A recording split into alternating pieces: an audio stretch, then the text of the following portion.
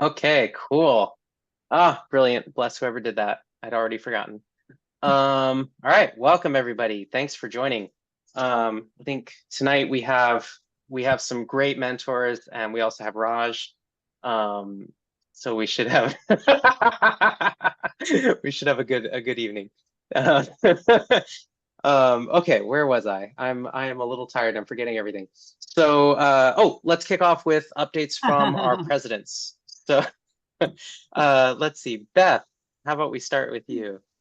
Anything Yeah, to share? the team met today. We consolidated and consolidated, and we had a really good discussion between Antonia, Alice, and myself. So it was good. Wonderful. We did have a couple more drops, so there's a possibility we may have to reshuffle one more time next week. I'll take another look at the teams just to double check, but it shouldn't be as dramatic as last time. Okay. I think we'll be good. I just don't want to have a situation where you have like 7 and 3 or anything like that. But Yeah. let's see. Okay, and then John, anything on your end? Are you still on mute, John?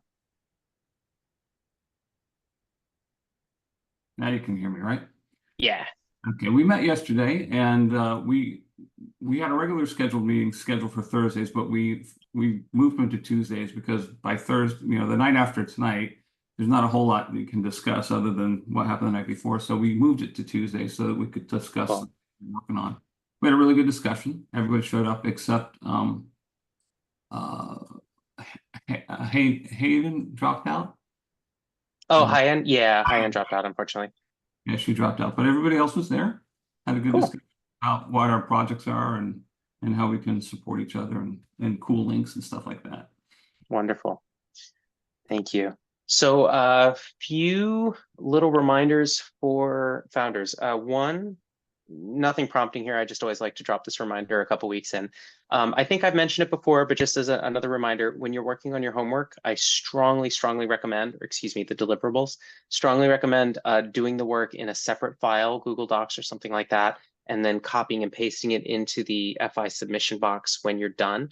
There's two reasons for that. One is because every year we have some glitch or something where the page resets itself or whatever, and then somebody loses all their work and is understandably very upset about it.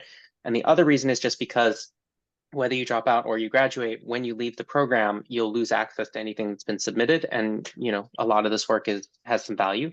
So you'll want to keep it. So it's good to have it saved somewhere so you don't have to spend an hour going through and copying and pasting everything. Other thing I was going to mention, I forgot, so we'll skip that. And then the last thing is just a heads up that we're still doing the 1-minute hot seat pitches, but on, I think it's September 18th at the Mentor Idea Review, we're going to have a slightly different session. Yeah, September 18th. So the Mentor Idea Review is when you're going to actually, there will be no presentation or the feedback pitches. You'll just be doing hot seat pitches for feedback. But the format is going to change. So the Mentor Idea Review will be your first time doing 3-minute pitches with slides. So you don't need to be preparing that now, but I just wanted to give you a heads up to be ready for that. I think that's about it. There was a third thing, but I've forgotten what it was. Cool. So let's go to our mentors for intros. Why don't we kick off with Rob since he's presenting tonight? Sounds good. Hi, everyone. Second time, I think I've seen all of you. I was here before. So quick reminder, I'm the founder of Plain Vanilla. That's fine. I've got a very forgettable face. Beard is memorable. The face, though. It's more that my brain is jello, but thanks, Rob. Yeah, well, mine too. Anyhow, we want people to sign fair contracts, and we want people to take a lot of risk off the table. So if you're at all curious about that, follow up. Other than that, I've been at publicly traded companies, PE-backed companies, a couple different startups of very different characteristics, and done a whole bunch of consulting. So that's me in a nutshell. Awesome. Thanks, Rob. Let's go to Jeremy next. Hey all, Jeremy Bruck. I'm a managing partner at a company called Gulp Data that helps companies turn their data into money. So we lend with data as collateral. We actually have a valuation engine that can value data and determine the revenue potential of it, kind of like what Zillow does with a Zestimate. We do for a company's data sets. And then we also help companies create data products and license them for new revenue streams. So we're helping companies turn the byproduct of their business into diversified revenue streams.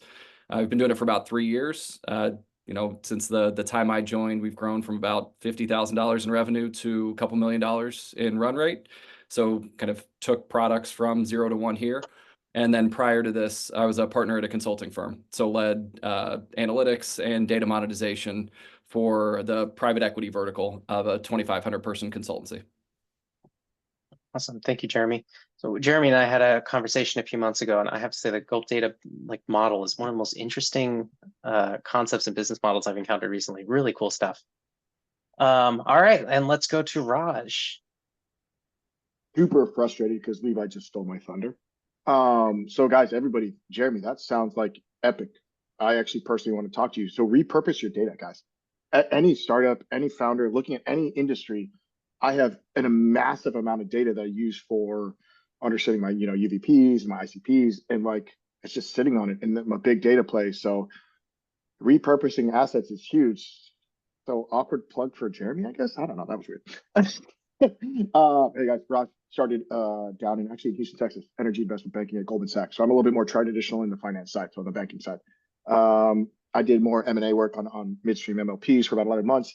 Cobbled together a few shekels, and kind of what I did was run a hedge fund. I ran a hedge fund for about 15 years, a PKUM of $1.8 billion. I raised 4 funds. I raised some institutional capital. So if you guys on the raising side, FI is really supporting you as that.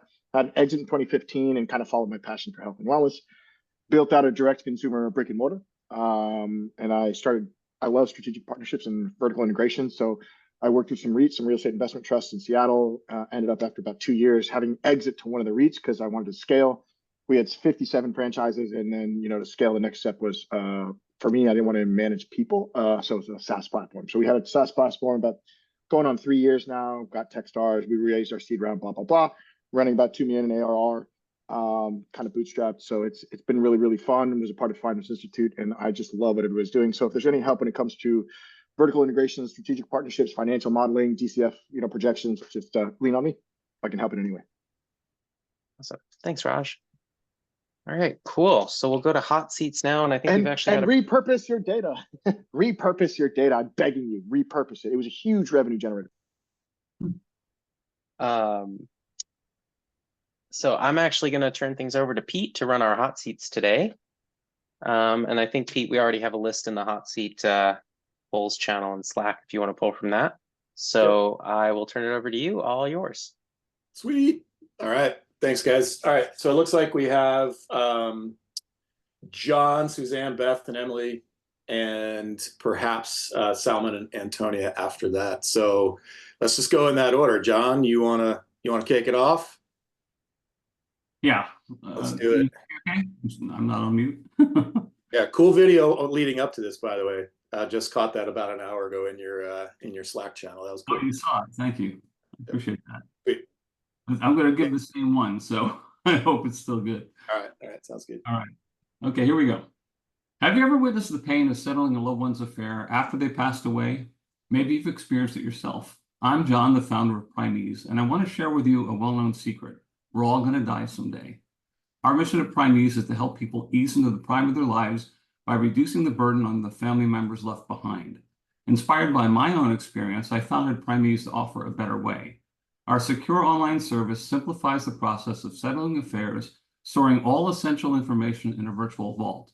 From bank accounts and wills to cherished family memories, everything is easily accessible when needed. Managing disparate digital information can be overwhelming, especially during difficult times. Primease consolidates this information into one secure location, making it easier for loved ones to find your information and handle your settlings. We are currently seeking a co-founder and funding to bring Primease to life. Thank you for your consideration. I messed up a little bit on that last paragraph. Sorry about that.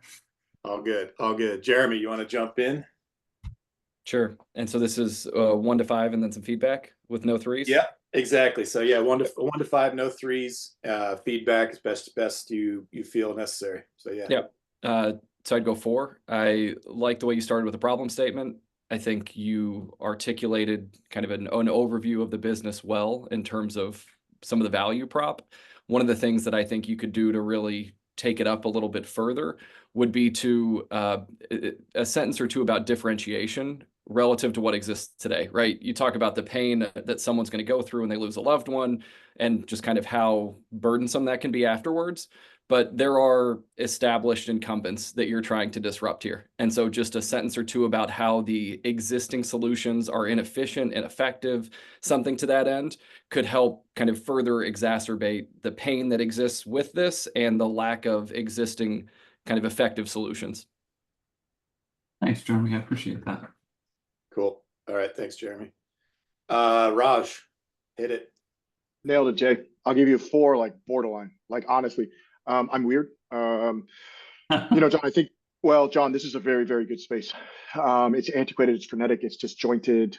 I worked with actually, I just kind of near and dear to me. Actually, I worked with a company like this last year that dealt with suicide, and it just gets you just get hit and you don't know what to do. You don't know what to do.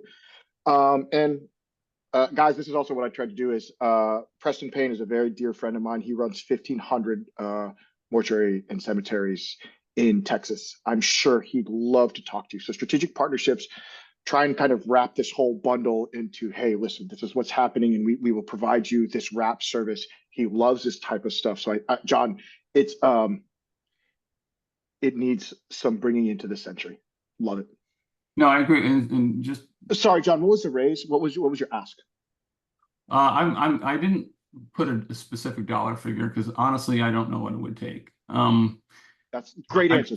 Yeah, great answer. Just leave it there. I said, yeah, we're looking for funds and a co-founder, but here's the deal. There. In phase 2, we're going to put a marketplace that links the two together. So what I'm trying to do right now is build a critical mass of members so that I can tie it to a marketplace where your friend would be a welcome addition. Yeah, quick comment on that, Raj. I mean, you're the second person that I've heard talk about there are other platforms out here and that you've specifically worked with folks in this area. I think it was last week or the week prior where somebody else had said that. So I think there's certainly some consideration or conversation around that. And Pete, he's a monster. Carriage Services is one of the largest in Texas. So to be honest, John, like they're monopolies almost. Like nobody thinks about it, and they're so they're one or two big ones. And once they have that kind of FOMO, I think it makes a lot of sense. But maybe offline. Cool. And Raj, did you give me a 4? I want to make sure I wrote it down properly. That's right. Yeah. 4. 3, 4. Oh, no, 5. 4.5. No, I'm just kidding. That's good. Thanks, Raj. All right, Rob. Yeah, no, John, I thought that was really solid. I'm a 4 too, 4 as well. The thing that I'd probably point to a little bit is you talked about pretty broad swaths of the paperwork around that, and getting to Jeremy and Raj's point of, all right, what's the specificity here? What exactly are you dialing into? What's your edge? It may make sense to layer in like all right, here's where we see our entry point, right? This is our hook. This is what's broken. This is what we can do better than anyone else in the world. You may not have time for that. I wasn't watching the clock all that carefully, but something tipping to that of this is why it's not just the idea, but this is the special sauce that we've got, I think will help. Yeah.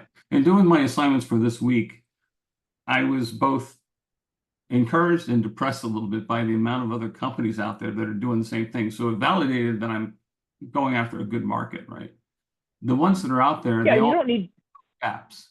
So I did the analysis, I know what the gaps are, and I'm going to address those as I build it out. You also had you don't need to be. Yeah, go for it, Jeremy.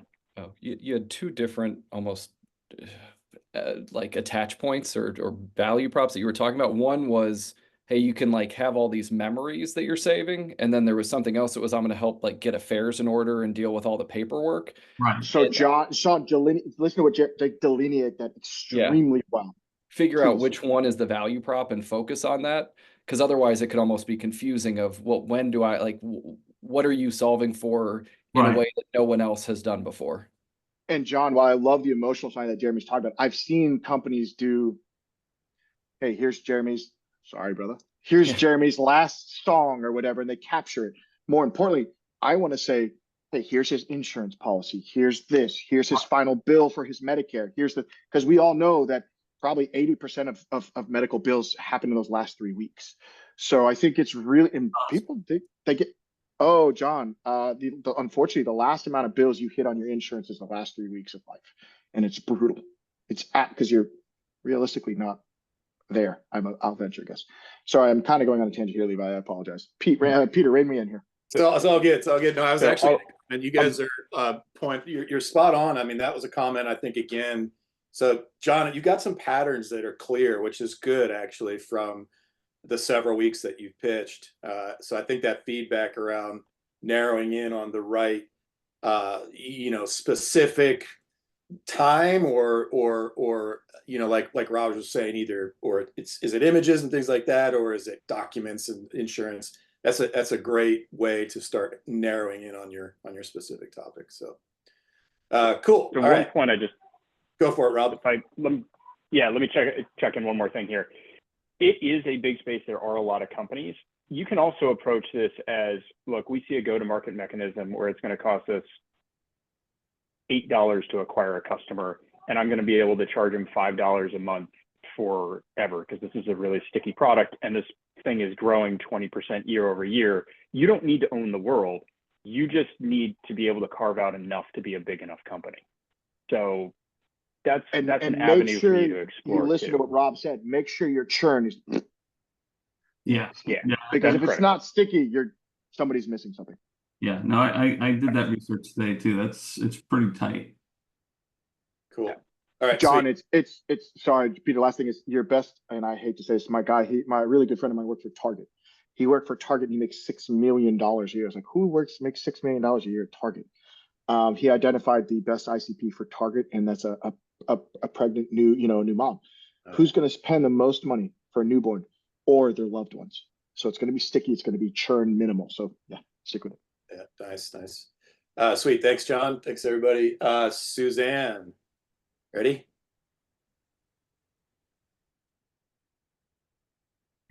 Sorry. Yes, I'm ready. Okay. So here we go. Every new business owner knows they need a logo, a website, and to show up in Google search results, but they probably don't know how to make it all happen cohesively or how crucial upfront discovery work is. So they end up wasting a lot of time and money trying to figure it all out. Meanwhile, talented designers and marketers often struggle with finding consistent work, and because their roles overlap, like a logo designer coordinating with a web designer, clients end up with a fragmented experience. I've been a web designer since 2012 and have seen firsthand how important it is for small business owners to have the right people working together to execute a solid brand and marketing strategy. And over the years, I've built my own network of trusted experts to support my clients. Now I'm expanding this network into something bigger, a trusted marketplace where small businesses can easily connect with experts who not only collaborate, but also guide them through every step of the process, from branding to web design to marketing, ensuring everything works together cohesively and is tailored to their ever-evolving needs. I'm seeking $250K to launch this marketplace in Seattle first and to onboard 300 That's time. Ah! I knew it. Busted. All right. Okay, Suzanne. Rob, why don't we start with you? Sort of rotate around here. What do you think? Yeah, sure. So I think you're doing a good job of kind of conjuring the problem, but I think you can do it in fewer words to start off as one. And then you can get into a little bit more of how what you're doing, again, is different and unique, because there are community-based solutions like that before. Think kind of digital marketing agency, that sort of thing. Those exist. I think what you're talking about here, and you can tell me if I'm wrong, is, look, but we have a really good network and we're going to put a really high barrier to entry. The thing that you then have to layer on top of that is people have tried that before and they end up diluting the brand. It hasn't worked for a whole lot of reasons. So you need to basically layer in some of that of like, hey, this is why this time is going to be different. Okay. So I would probably put you at like a 3, but that's not an option. So I'd probably just lean towards the 2, just because I think if you get another turn at it, you're going to be able to condense it up and get there. Great. Cool. Sounds good. Jeremy. two, because again, there's no three. Sorry, Suzanne, you're a victim of the system here. It's okay. It's my Um, first time, so I'm cool. it was thoughtful. It was articulate. There's still like you're solving a massive problem with that a lot of people have tried to solve before, right? And a marketplace is inherently complicated. Yeah. And so understanding how this is better than Squarespace to set up a website, better than Fiverr to find someone, Yeah. and better than finding like a small agency that understands my brand is really what you're trying to solve. I don't know that this is the answer, but something that you could play with given your experience is an anecdote, a like specific thing that you have done and actually solved for to bring it to life, because then you're not having to explain what this is, or you're not having to explain what it isn't. You're just showing people instead of telling. And that way you can have them see, oh, that is different. That's great. I can understand why this would be able to scale and win against all of these scaled incumbents. Yeah, you know, I started from the side of the kind of independent marketers having a space to come together to collaborate, and then I kind of shifted over to the small business owners looking for the cohesive, comprehensive services. So I keep on kind of trying to work with those two spaces. And anytime you're going, like marketplaces are really, really hard. And one side is typically easier to win than the other, right? And if you Okay. win that one, then the other side is going to naturally find it. So like example, we're helping companies sell their data. There are dedicated roles that are called data buyers or data scouts or like heads of procurement that are actively looking for new and novel data sets. So as we think about establishing a marketplace, we know we don't have to focus on that side, because if we have the right supply, the demand is there. I think you should figure out which side of the marketplace is tougher and which one you have more differentiation on, and Okay. lean into that more than trying to explain how you're solving the entire ecosystem. Okay, thank you. That's great. Raj, let's do it. I don't want to follow Jeremy. This is BS, man. Hey, Suzanne, who pays? Well, honestly, at the beginning, I thought it would be a membership kind of community thing, but now I'm shifting into the small business owner paying a commission or something. I don't really Okay. know. So saturate your entire market, like Jeremy said, saturate your entire market with that. So get all of your SMBs on there, and you tell all of your marketers, hey, I have 10,000 small businesses on my platform that need logo help.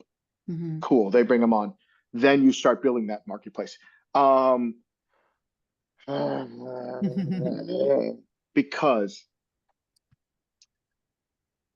Yeah. I need a UVP. I need kind of what everybody, Robin, and in a good way, the saturation is there for these marketplaces, but I do think you've hit on a problem that nobody understands. Do you know Donald Miller of StoryBrand? Yeah. So he got it. He told the story. The plumbing guy, the HVAC guy who has 4 employees has no idea. So his logo might be a hammer, or her logo might be a hammer. But the reality is I'm not a hammer. I'm actually a high-end, faux finishing person, but here's my logo. Yeah. We don't know what we want. Business people, we don't know what we want. We have a great product. Small business people have no idea what they want. Probably your end user client comes, she's like, hey, Suzanne, what am I doing? So we're not talking about just some generic logo. We're talking, hey, how do we optimize and epitomize like who your ethos is? And I know it's kind of silly woo-woo, but that's the Donald Miller StoryBrand. So I saw, you know what, Suzanne, have you ever heard? So I'll put it in here. Speech Sisters.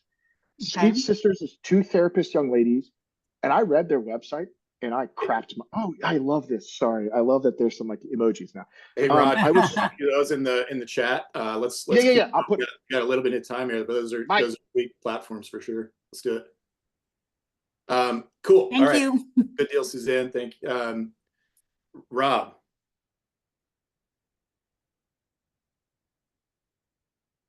I think I already went for Suzanne, right? Yeah, you did. Sorry, my bad. Sorry.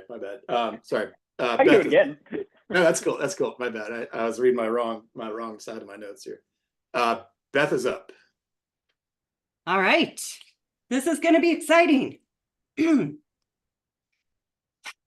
82% of companies experience one or more unplanned outage a year. Beyond damaging the company's reputation, unplanned work costs mid-sized companies up to $1 million a year. In our 30+ years of experience, Alice and I have helped dozens of companies solve complex DevSecOps problems through automation.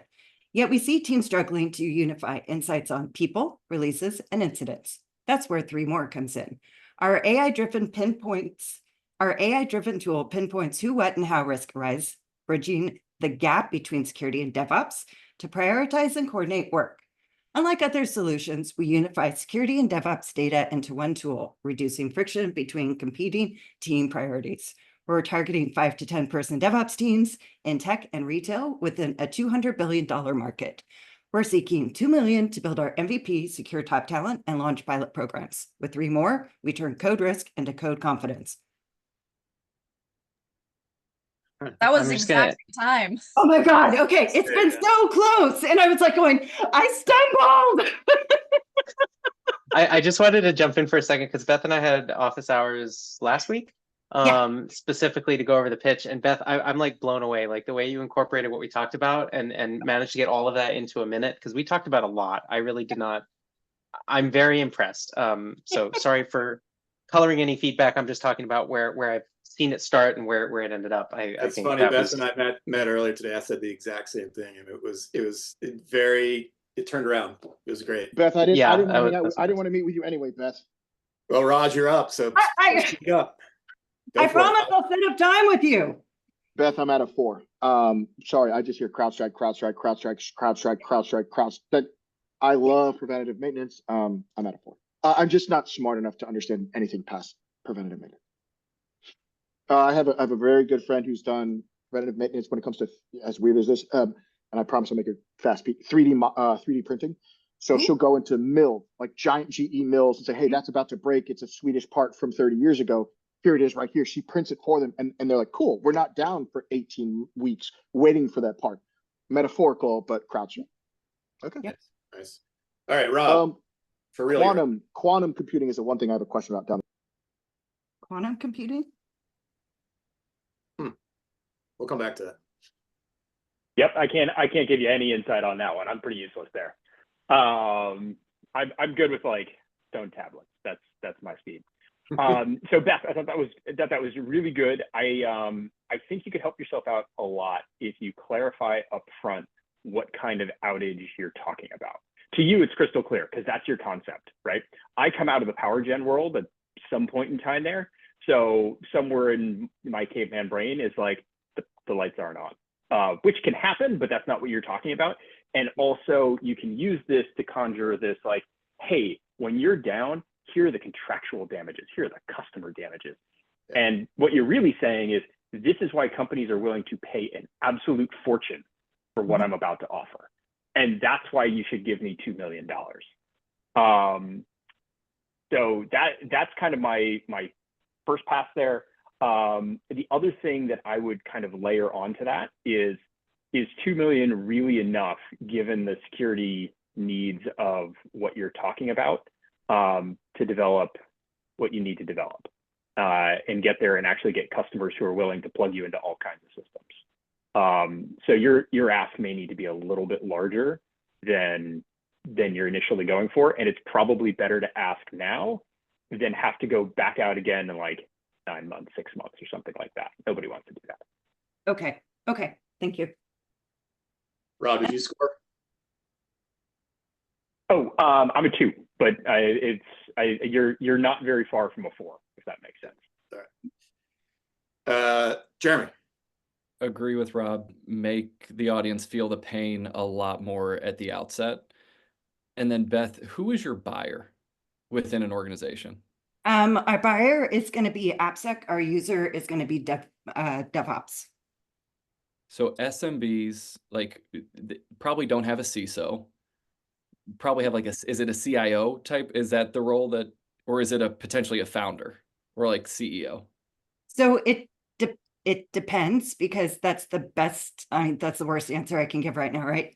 So some companies, they hire like a director of security, an AppSec person to come in and implement like SOC 2 and other things. And so we would help be complementary to their initiative. And they could do that before they get like a CIO, CISO, like a CISO type role. Okay. which is, and so they report up to the founder, like the E CEO. Yep. And so I think that like there's part of me that thinks that for these earlier stage business, like CrowdStrike, if you're an enterprise, you have enterprise solutions, right? But the organizations that you're selling into don't have a dedicated role for this at times.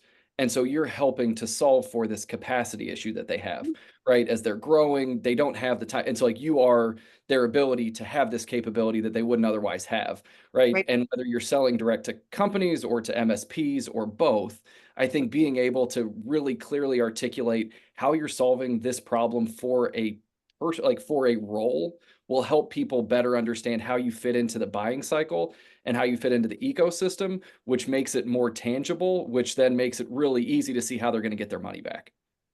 And Beth, I have to just quadruple down on what he's saying. Like, please understand this buyer to you might be different from what I'm thinking my own company.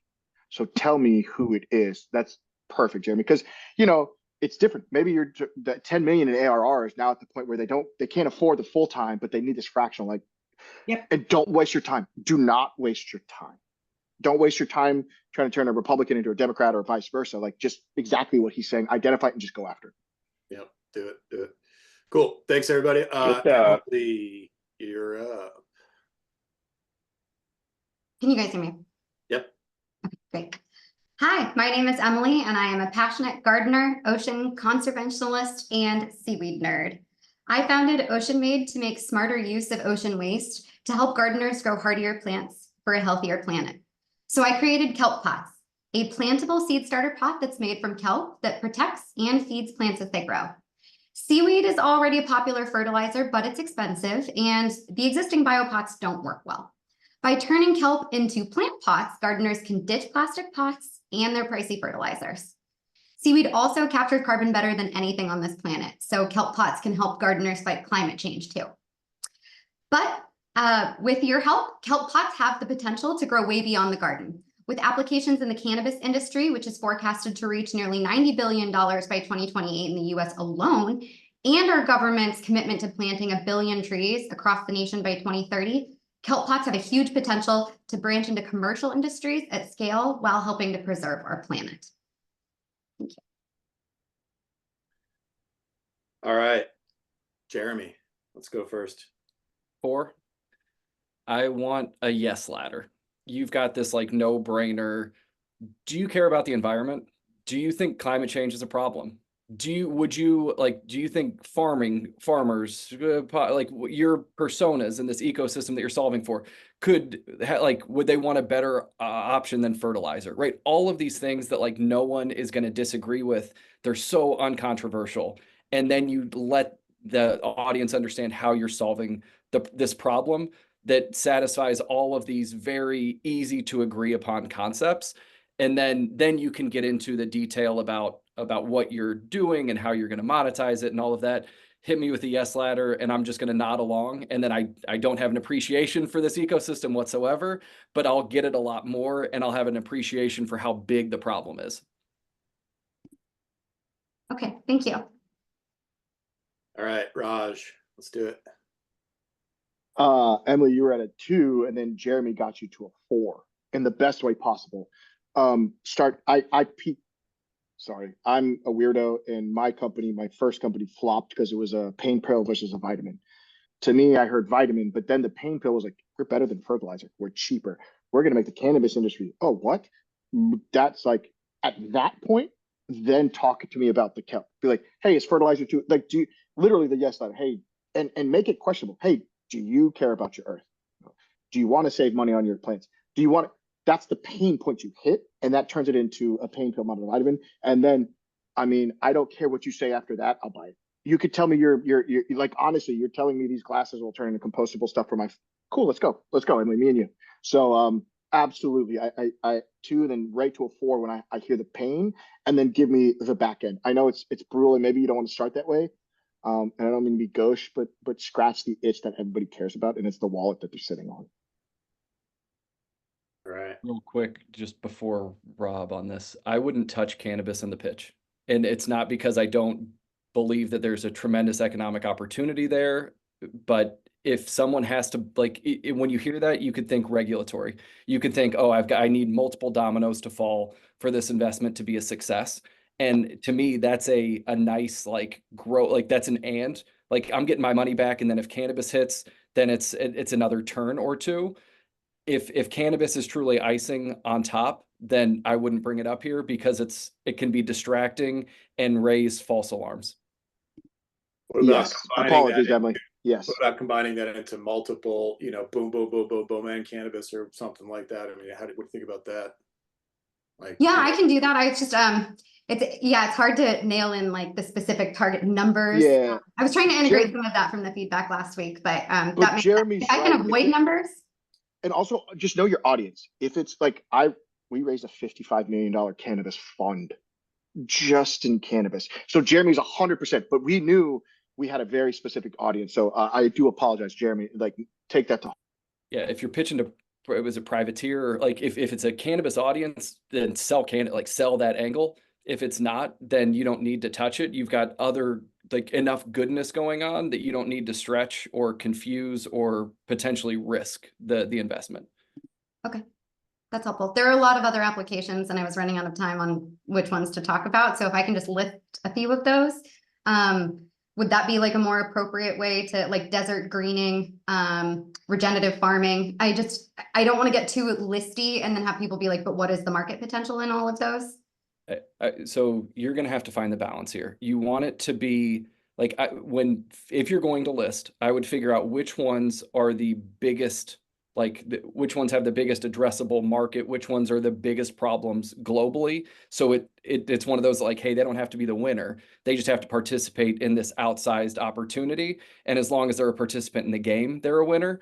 The flip side of that coin is you want to come across as focused. And so it needs to, like, if you're going to list, you then have to say, like, we're starting here, or like this, you have to make it then almost revert to tactics or specificity, so that you don't seem like you're not sitting at 30,000 feet and you're still trying to figure out what the business is. Yeah. No, I think that's a great point. Talking about how I'm starting, because yes, and to answer your question, Raj, ag is a huge opportunity, but the margins are really small, and there's a lot of trust that needs to be built in these industries who are not going to utilize something like this until I can have a proven track record of success and increasing yields and lowering prices. So it's just not an industry I want to touch right now, but cannabis was one that was really, really particularly interested in the product itself. Hey, Rob, let's get I own to Rob really dispensaries quick. too, Emily. Sweet. All right, Rob, you want to jump in?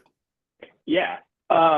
So in me, I look at it, I'm like, there are a lot of pots sold. I'm not worried that the market's big enough out there. I'm worried more, why are you better than existing solutions? And I'll play devil's advocate a little bit, say I don't care about the environmental attributes. And the reason I'm putting that is because if you care about the environmental attributes, your market's this big. If you can beat a ceramic pot or an injection mold plastic pot, it's much, much, much larger. And if you've got that dichotomy, you can play with it.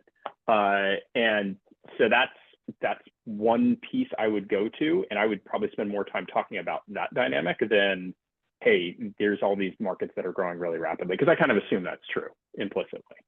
And so you don't need to waste time on it. The other thing that I would probably focus on some is, do you have any IP protection here, or are you at risk of a fast follow? I see you nodding yes, so maybe I'll let you answer that. Yeah, in the process of getting a provisional patent right now. Yeah, so that to me is worth more than everything else you said, because all of a sudden you can show up at Home Depot, and Home Depot can't just go out and make the next thing. They actually have to buy through you. That absolutely has to be in your pitch somewhere, is I've got a moat on what I'm doing here. Sweet. All right, guys, we are up on time. Sorry, Rob, what was the score? Oh yeah, sorry. Yeah. Sorry, you're on. Sorry. Yeah, no, I was on mute. I'm going to be a 2, but that's just for not putting the patent in there. Everything else is good. That's just because, again, there's just massive opportunity in there to go like, hey, I've got a lock on this space. Nobody else has it. Me, I'm the only one. And we're better. Cool. Sweet. Sweet. All right. Thanks, everybody. Levi. Thanks, Pete. Thanks, everyone. All right, so we're gonna go next to Rob's presentation, but let's take a quick break here. So it's 6:43 p.m. by my clock, so let's come back at 6:50. Take 7 minutes real quick, and then we'll hop into Rob's presentation. See you in a few minutes. Good. Oh, thanks, Lainey, and thank you whoever turned on the recording. All right, and do we have Rob? There's Rob. All right, perfect. Rob, I'm going to give you co-host permissions just to make sure it's easy for you to do any screen sharing. Ooh, I have all the permissions now. You do. Well, you have most of the permissions. Oh, come on, man. I'm more trustworthy than that. I mean, I could make you host, but then you'd have to manage all this, and I don't think you want that. So. I really don't. I try to get through as much of life as I Rob. can without permission. There you Rob, go. Can you mute Levi and get it done with? I can. Yeah. I'm all over it. Many have tried. All right. So first off, everyone should feel free to jump in here with questions. My co-host, if you have thoughts, anyone, if you have thoughts. I'm happy to sit here and talk, but this is a lot more fun if we all kind of chime in. Just at a super high level, what I have done here is not necessarily gone through a bunch of different revenue models. You guys can go find that if you want to. There are about 1 billion websites devoted to it, or you can just ask ChatGPT. What I've tried to do is give you a little bit of a framework for how to think about it and how to apply it to business problems. So it's a little more theoretical, but hopefully a little bit more useful for how you can approach it for your company. So with that, let's get going. Everyone can see my screen just fine, I hope? Yes, no, great. Hang on, actually make sure I can see the thing is moving here. So revenue in 3 points, and I'm going to say revenue here. I'll go into that in a second. I'm using revenue kind of in a general sense than a more accounting sense. So the key here is you got to fit your revenue model, your business model, to the business that you're working with. Mismatches end poorly in all kinds of different ways. My second point is that early sales, they can be more than cash. So keep that in mind as you're setting up your road here, because any company's got an arc, right? It's going to start in one place and ultimately progress to another. And you don't need to go solve all of your problems at once. In fact, if you do, and you try and boil the ocean, to use that tired metaphor, it's not likely that you're going to get to where you want to go.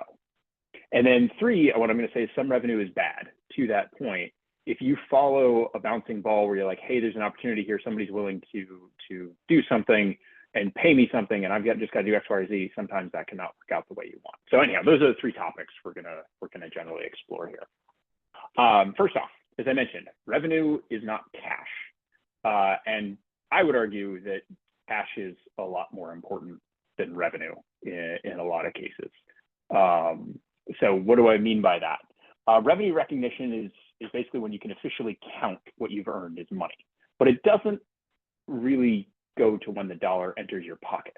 And so it's important for taxes and to a certain extent where investors give you credit, but it doesn't necessarily tie to when you receive the cash. And as a small company, a young company, that's lifeblood, and you don't want to let that go. So quick example here, if I sell a cake for $100, I get to recognize it all at once because the transaction's done, I've handed over the cake, that's it. Example 2, I sell a cake I haven't baked yet for $100. It's understood by the customer they get in a week, they pay me up front, I get the cash today, but I can recognize the revenue in the future when the transaction's actually complete. That's pretty simplistic, but just keep that in mind as you look at various revenue models here and you think about what revenue is. So I think about this is there are a couple different constituents in any given business model conversation. There's their customer, and in each of those cases, you need to balance things. So the customer, you need to match the good and service delivered. The company needs to match the cost timing and the shorter term needs, and the investors want to maximize things in the long term. There are exceptions to all those. I know some investors who've tried to maximize things in the short term, didn't end well for anyone. Let's try to avoid that. But the right revenue model balances all three of those parties and their interests. So it's about not just trying to optimize on one of those points, because then the other two aren't going to hold up. So example one, recurring revenue is good. We've all heard that at this point. And it can be highly profitable. It can accelerate growth. There are all kinds of good things there. So that's going to be good for the company. It's going to be good for investors. Investors are going to be happy. That sounds great. If you're selling a hamburger, which is a single use item, it's not going to work, right? Hamburger as a service doesn't work out very well, although I'm sure somebody has tried. Example two, deferred payments allow customers to get what they want while paying later. So customer can be happy in that scenario. Investors might be happy because it can work for the long-term arc of the business if you can get that snowball going down the mountain. If you're selling custom software design, which has significant upfront costs, the company may not make it through that initial shot. So again, there's a mismatch there, and all three don't check out. Example number three is, hey, look, we're going to offer some free services. We're going to get a ton of users. We're going to burn some cash. Great. Customers are going to be happy. Company's going to be happy because you got a ton of users and people are talking to you, inviting you onto podcasts or whatever. There's no path to sales or profitability. Your investors probably aren't going to be happy in the long run because at some point cash does matter. And look, I say that from the experience of not only small companies where you just need it to make payroll, but when I was a part of the private equity backed software company and we sold that business, yeah, that was what it all came down to. How much cash came out of that thing on a given day and how predictably it was going to grow going in the future. So that just ranges from every single phase of business. In practice, so I've done this example with three different constituent groups. In reality, it gets more and more complicated as your business gets more and more complicated. So as people are thinking about marketplaces and ecosystems and those sorts of things, and you're layering that into your business plan, keep in mind that the more constituent groups you add into your ecosystem, the more difficult it is to keep everything balanced. So it just keep that in mind, that trying to go solve all these simultaneously is going to be pretty hard, especially because if you start adding things like partners, users who may not pay but provide a source of data or something like that, understanding all of their different needs at once is a pretty tall task, unless you're deep in an industry that you're trying to monetize. So very real companies have trouble with this kind of mismatch. It's not just a theoretical exercise. I take Rover as an example. Is everyone familiar with Rover? It's basically dog walking services. And they charge per transaction. So if you come over and you walk my dog Sherman, then they're going to take a cut. The challenge that Rover has is that most of their value is delivered up front in finding the dog walker. It's that search element. And on an ongoing basis, yeah, they've got an app and they can manage some communications and there's insurance and stuff like that. But there's definitely a reduced value that I see going forward from that overall, from that transactional value. But they're going to try and charge the same amount time and time. And some point, I look at it and I'm like, well, your app is really nice, but I already know Michaela. I have her cell phone number. Why don't we just do this thing over Venmo? Because that value delivered and price charged get too far out of whack. And so Rover has trouble with exactly this issue, people leaving the platform. A little bit of a non sequitur, but an important point all the same. Not everyone needs to be charged in a platform, right? You've got some people who, in this example, a partner who can give you a bunch of users can create customers benefit the company benefits the investors. You don't need to be charging the partners here. Partners can be your source of users. Your users can be your source of customers. So you don't need to shy away from complex relationships, but I probably avoid like mapping that out of the gate unless you really, really, really know the space that you're working in. So getting into my second point here that I mentioned at the beginning, there's early revenue that has more value than just the cash. Actually, I'll pause right here. Anybody have any questions on that first part? It could be no, and we can dive into the rest, but it's a pretty good natural break point. All right, 3, 2, 1. Let's keep going. Sorry, Rob, what did you say about Yeah. the software side of it? You mentioned the building of the software can be a hurdle, initial hurdle. Yeah, if you are a custom dev shop, not necessarily building software, but if you're a custom dev shop, you probably don't want to give your customer, your client that you're building or writing code for, really long payment terms or allowing them to finance it over time, just because your costs are so heavy up front. So unless your investors are willing to write that check and effectively help you eat that cost, you may end up out of balance, and you basically may end up bankrupt just because you don't have enough cash early on to meet the needs of the business. Okay, thanks. Sure.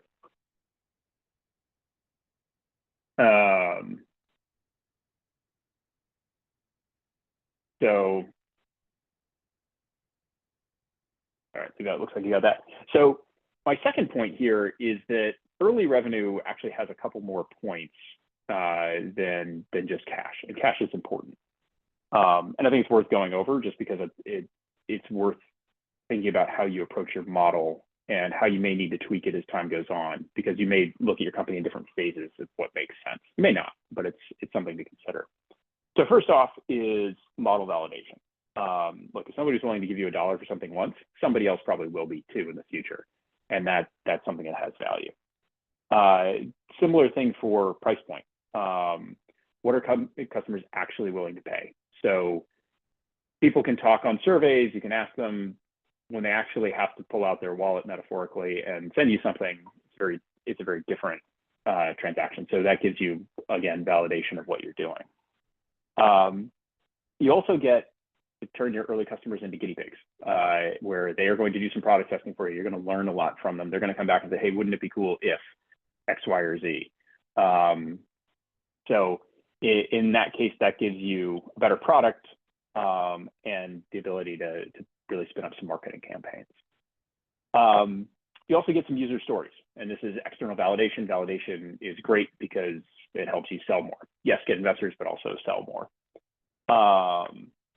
It helps you get investment. I think there's probably no surprise there. If you show that initial traction, it's a lot easier to raise capital. It's a lot easier to raise larger amounts of capital too. And then last, of course, you get cash. And then my last point here is really just having borne out of running a sales team. It's never a great idea to sell too far ahead of where your product is. You end up getting stung by that one in the long term. So you can sell a little bit ahead of where you are, but don't go out too far over your skis. Talked about this before, so I won't belabor the point, but companies can transition from what they're doing to different models. So custom software development can create a generic product, and then you can go develop a free to paid layer to accelerate growth. So you don't need to have all the answers now, and you can in fact plan to do it differently as your company evolves.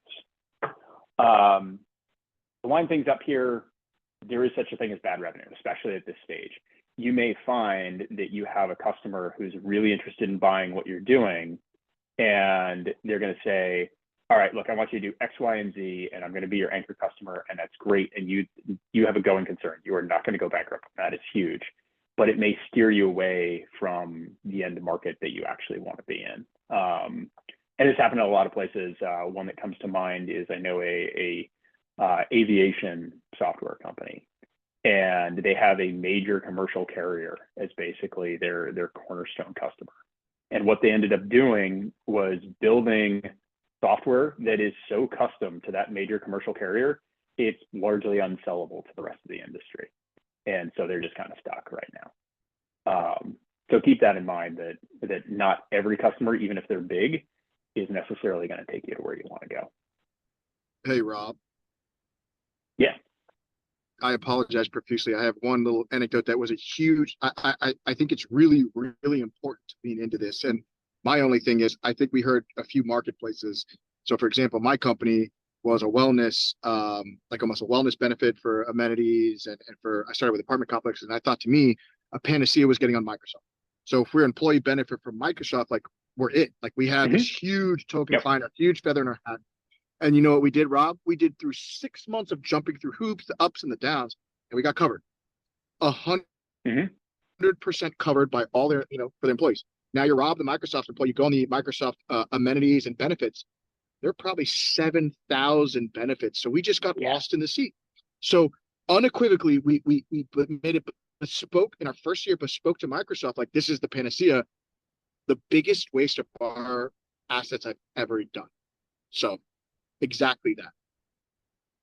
Yeah, no, that, and that's one of those where, look, I think everybody gets tempted by it. You got Microsoft out there and you're going, all right, if I've got this to kind of cover baseload costs, then I can grow in all kinds of smart ways.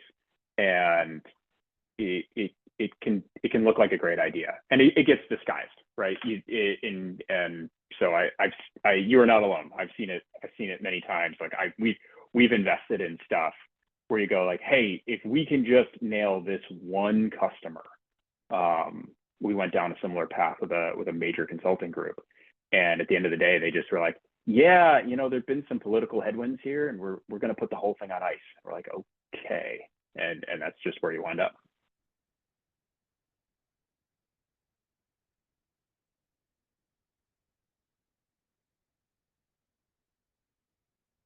All right.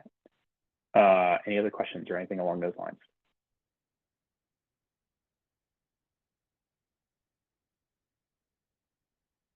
Well, I've done it. I put everyone to sleep. I'm a miracle worker.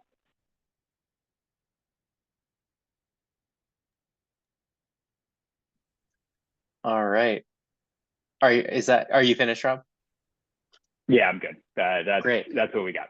Then thank you. I just didn't want to interrupt you. So we'll open it up now then. And I would just like to encourage Raj and Jeremy as well to please feel free to participate in the Q&A. But we'll open up to questions then from the founders. And actually, mentors, if you have questions you want to share, please feel free.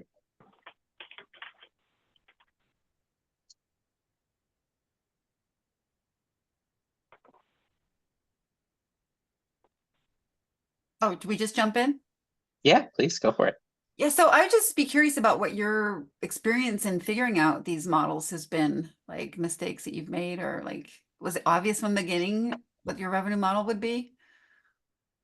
I can Just because I feel real passionate. I think when you're launch, yeah, Jeremy, if you want to, I've stepped on plenty of landmines. So if you run out of stories, I'll just keep talking. Go for it. When Levi said, hey, we met a couple months ago and he really liked Gulp's business model, I was like, which one are you talking about? Because we have 3 different service lines with 3 different revenue models, and that was not intentional. I don't know that that's our end state, but we kind of were figuring things out as we went. And so one of the things that Rob touched on is like business models or revenue models are not static and they're not mutually exclusive. And what we had to do and what we found out really early was it's way better to get customers that are paying for something and then get feedback than it is to try to optimize for the perfect business model right out of the gates. Like you can have the same product. Hey, Jeremy, can you say that again and then again and then one more time and then one more time if you don't mind? Yeah, I mean, the market will speak, right? And it's way better to have that than try to, solve for every concatenation of outcomes in a vacuum. And so just being able to get that feedback is really critical. I've seen founders, I've seen companies try to optimize for something that they don't need to right out of the gates. I've also seen founders try to overfit their business model for investors, right? Not everyone has a right to ARR. If you're not delivering value on a consistent basis, then you might not want to charge people, or you might not have the right to charge people on a consistent basis. And so while everyone would love to have this great recurring revenue stream, you've got to figure out where you're actually providing value and when, and then making sure that that's something that you can you fit your business model to your clients, not your business model to your investors. And I've, we tried to play the ARR game and we didn't have right to win with one of our service lines, and we learned that real quick. Can I ask a follow-up One of the things question? I'm sorry. Yeah. I'm just curious how that strategy plays out for physical products that are bound by science and physics. Like if and gross margins. Yeah, exactly. Like, do you? Yeah. I guess I'm nervous to get paying customers for a product that already, like, if it doesn't work, people won't use it again, and so giving away the product for free or. So Emily, you're hitting a really important point, and especially what Jeremy was saying, like that's transactional. So just be very specific in what you're saying, because even Jeremy said, hey, listen, we want to pontificate about ARR. We don't have it. So make sure when you talk, and it's really hard in CPGs and consumer products, Emily, like you're doing, it's not recurring. It's not true MRR. And while that might be hard, but listen to what Jeremy's saying, you might have institutional capital saying, hey, what's going to keep the lights on? We mean MRR, not transactional. Is it true? So just be very cognizant in your words, and please understand there's no subscription model at Apple. So I know it's brutal. Well, sorry for products. It's also, yeah. So like, Roger, if I can jump in there for a second, go for it, Rob. Yeah, you may not have recurring revenue where you just charge like, $1,000 a month or something like that. But if you have long-term customer relationships like nurseries and things like that, they are going to be customers that come back to you again and again and again. And that is recurring in its own way. I mean, the way I define it is, you need to go out and acquire a customer from square one again. And so you can build some of those dynamics. I think going back more to the core of your point of, hey, I can't just like throw dollars out there and just not sales on the board. Like I need the product to be right. Yeah, that's true, especially in a world where you only have so many buyers and only so many big buyers. Like I'd imagine you can't go to Walmart and then swing and miss. You'll never get back in. Yeah. So yeah, I think you probably want to spend some time getting the product right, and also knowing what your unit economics are. And then Rob and Jeremy, actually, if I could push you guys for Emily. So then what does Emily say to an investor or potential thing? So like, what's your CAC to LTV or whatnot? Like it's, at this point, what's her answer there? Because she's going to get it. And we all know that, unfortunately. Yeah, I think that to a certain extent there, Emily, I don't know if you know your manufacturing costs and things like that yet, or if that's a part that you've had the ability to explore. Sorry, what was that? Oh, just in the process right now. Yeah. So, I mean, this is where there's something that probably looks a little bit more like a pre-seed round or something like that, where you can go get those answers, and you can do that work and you can fund it. And Emily, listen to what he said. That's the audience, Rob. That's, hey, you're a pre-seed, so they shouldn't ask you for a CAC to LTV. If you're talking to investors on a pre-seed for that, like just be super cognizant. Again, you can have it, but also understand that might change the audience you're having a conversation. Yeah. You also don't need to over-index on investors in that you don't want them to give you answers for a space that you know and they don't.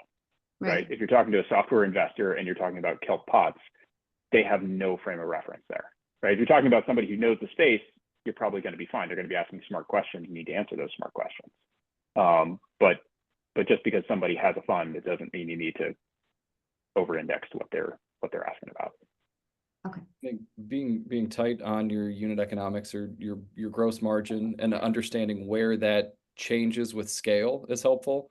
Understanding your projected LTV to CAC is going to be helpful, particularly how you're arriving at that LTV, right? Because it's going to be through assumptions related to repeats.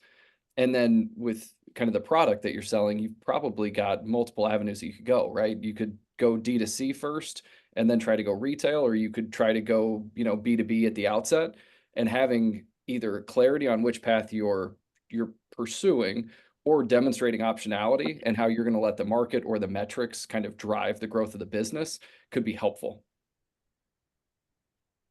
That's great. Thank you very And much. and Emily, what Jeremy's saying about those unit economics is so important. If you can start compressing your ARPUs or like start bundling.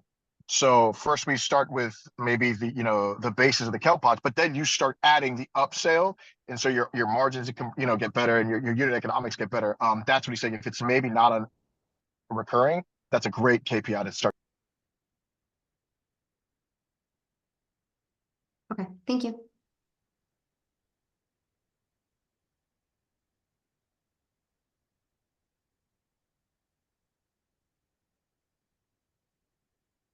Any more questions? John? So, oh, I'm sorry. Yeah. So, Oh, sorry, question. Salman.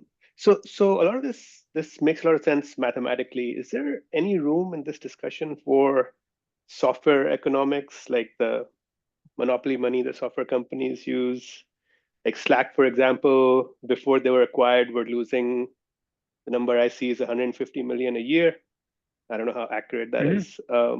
Is there any room? Salman, I still don't understand how Converge is like I don't understand half of them are still around. For me, and if you guys are raising right now, if we want to talk about the landscape and math, I'll just be really, I keep it to this. I keep it to being, it's not a marketing multiplier anymore. It's an EBITDA multiplier. You need to have a business. You know, you need to have something. I'll be very honest. I'm baffled by these 32x margins and the money that they're raising at these valuations. And I think you've seen so many mortality events that, you know, whatever silly quote about, you know, the roosts are coming home to, you know, hens are coming home to roost or whatever, valuations are compressing. I've never seen, you know, the 32 to 40x multiple on SaaS solutions anymore. And I'm talking to 260 VCs a month. So it's wild. What's your thoughts there? Because the only reason is I had a guy come to me, he's pre-revenue, he's on a 50 val. I didn't know what to do. He was pre-revenue, their company's pre-revenue SaaS, and he's like, we're raising, you know, 4 on a 50 val. And I said, oh, okay, good luck, question mark. You know, like I just couldn't even back into it on a napkin. I really couldn't. So there's a landscape shift. You're saying there's a tomorrow. landscape shift. Somebody can correct me on Jeremy, these numbers, Rob, but I yeah, think- Jeremy or Rob, have you seen a Yeah, big landscape? And I don't think it's back to 2020, if I'm being honest. It's not. We're No, I racing mean, right like- now. It's tough out there, and it's much more practical investing than there But was. so Jeremy, what does that mean? And I hate to like push even more. Does that mean like, Yeah. hey, listen, realistically, my 20 val, I did a DCF, I don't have a Carta 409. Like, what do you think these founders? Well, like I feel like we have to set expectations because I have really seen some you know, the 50 val guy went down, he went down to 8.1. When you do a 50 val race down to 8, you want to talk about a down round. And he didn't raise, he didn't even get what he wanted at 8. So Rob and Jeremy, you know, I'm a little bit removed this year, but what are you guys seeing? Yeah, there's much more of a focus on payback periods, much more than I've ever seen in, I mean, the last 15 years. It's just like, when am I actually, when is money coming in and on a semi hockey stick trajectory, and how quickly am I getting money back? And one of the things that we've been toying with is like, do we really need to raise more than 12 months of capital, right? Knowing how tough the environment could be right now, do we, you know, have 12 to 18 months of runway and then go raise again at a larger valuation versus trying to raise 24 to 36 months right now? And that's guidance that we've been, as we've, you know, we've got good relationships with a lot of the VCs that we're working with, and they are very open to that. There's just a risk tolerance that has totally shifted over the last 24 to 30 months. And Salman, I'll go as far, and Rob, I apologize for jumping in again, but we just had the same thing where, so again, you know, Suzanne, you're working on a marketplace and you want to expand this marketplace of designers across maybe the US. That means you're scaling geographies, you're scaling cities. So one of our companies, a marketplace, and we work with REITs, and they're like, hey, we want you in this city, this city, this city, and this city. And they'd actually be loss leaders. So we'd have a much, much, much higher burn. We're profitable. We become unprofitable for expansion, but we first movers, quote unquote. They didn't care. They said, no, we don't need first movers anymore. Stay profitable. Like this idea of VCs looking for the decacorns right now. So, hey, we were at a, you know, an 11K burn and we're kicking off, you know, almost 200K in MRR. Now we want to go over that and start burning because we want to expand so quickly? They said no. So just be very, very sharp and specific with your words. And, you know, maybe 2 years ago, they're like, yeah, man, go lose money, do operational efficiencies in your second and third year, but go get market share. Nope. Nope. Now they're like, hey, stay in Seattle, do a $3 million business in Seattle, and then move to Portland. Like, oh, wow. Very different. Yep, thanks. Missed the boat. That's cool. No, I don't really. No, I'll. Oh, I was going to say, yeah, Rob, jump in there. I'll No, no, address no, that one. no. Yeah. You saved yourself from the Titanic. You saved yourself from the Titanic. Something like 2,500 startups have gone belly up in the last year or something like that. I don't remember the numbers off the top of my head. So what you had is venture capitalists shoveling capital out the door because that's what their LPs wanted them to do. It was hot, all the rest of it. And you had companies staff up. They went from 2 people to 50. They took on the burn rate. They didn't complete a lot of projects that they should have completed for a lot of reasons, right? Good reasons, bad reasons, all the rest of it. And then they got left high and dry when the money tide went out. I wouldn't necessarily say that you missed it. I think the industry, the financial industry right now in the climate is trying to sharpen people towards creating durable companies as opposed to boom bust type of companies. And I don't know that that's an unhealthy thing. I think that's probably long-term healthier. Yep. Sure. I also think there's more resources available to founders and founding teams than there ever has been before. And so the ability to do more with less or the same with less has never been there like it is today. And so like if I play the glass half full card, it's you've got more tooling, more resources at your disposal to help get to profitability without needing to burn through hundreds of thousands of dollars or millions of dollars to be able to prove unit economics, to be able to prove product market fit, to be able to get those first customers on board and show initial traction in a way that probably wasn't available, 5 to 10 years ago. And Salman, he literally just said the one thing I tell everybody, don't raise to prove product market fit, raise to scale. Because you'll start burning and chasing your tail. I didn't even go to even a pre-seed until we passed 50K in MRR. Sometimes you have to build a product though, right? Like for some business. Yeah. So Salman, I'll be very honest, and Suzanne is a perfect. I had no tech. It was matching people. It was literally a marketplace of matching people that I manumationed it to 20K in MRR. And then I had a single code. So you're right. I had no deep tech, no heavy hardware, very, very, very low burn. Yeah, but that's where it depends on business. It depends on what business you're creating by a lot. Like, Salman, what business are you working on? Forgive me, I don't remember. Slack 2.0. Yeah. So you're gonna need some engineers to write some code. Like you can't just do that behind the scenes. Right. But this is where, you got to look, this is where all business models are different, right? Depending on what you're trying to tackle. Yeah. But there's still room for that, or I guess suddenly that's tighter. Super depends. Depends. Yeah, thanks. And it depends on a lot of things. Just say Slack with AI and you're good.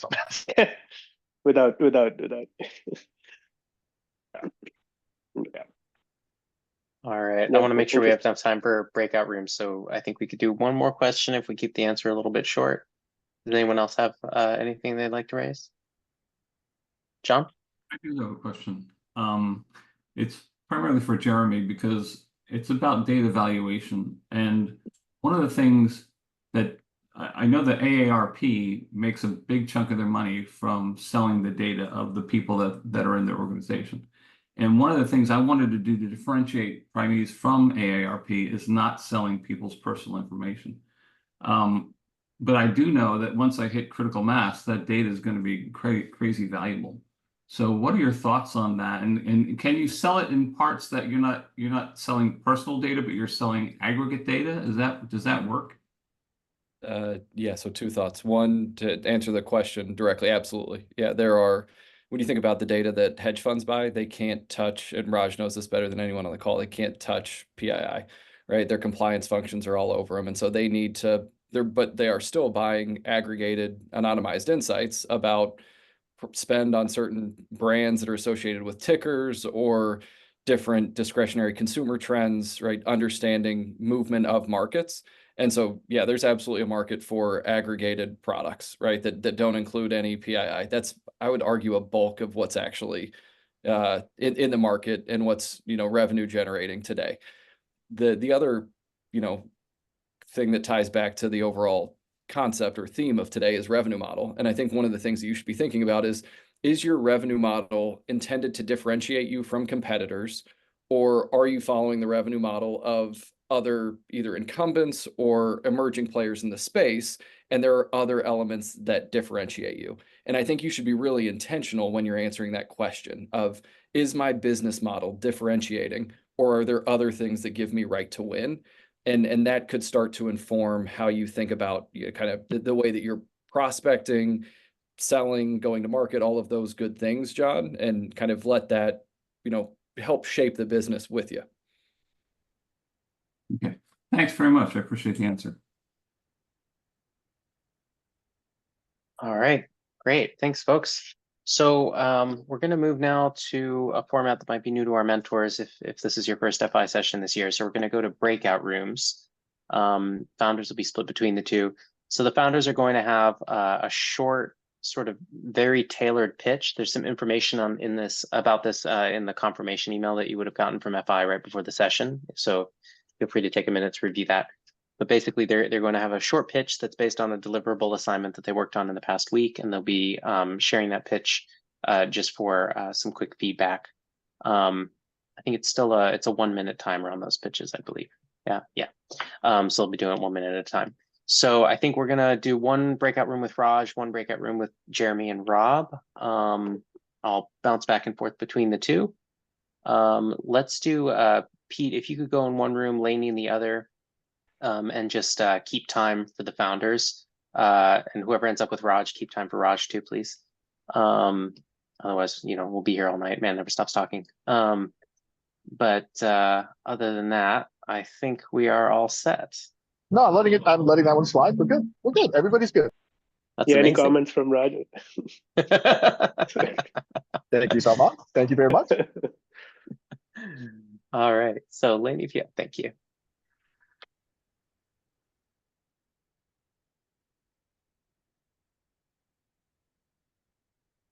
Right.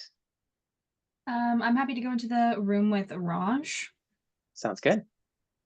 Sweet. Thank you. And then Rob, I think if you were not assigned, we'll send you to room 2. There we go. Perfect. All right, and then Pete, if you don't mind going to room. Can you send me? Yeah, I was gonna say send me over. I don't know if I know how. Let me see if I can do that.